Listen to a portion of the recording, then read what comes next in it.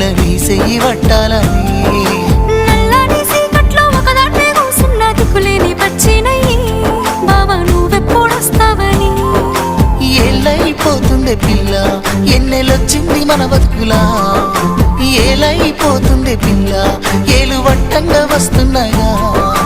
ఇన్నాళ్ళ ఎడబాటు ఎడవాసిపోతుందిలే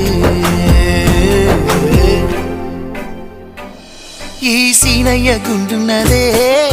సినదారా నీ కోసము ఈ దూరాన్ని చెరుపుతూ తీరాల తెగిరింది అందాల ఈ మానము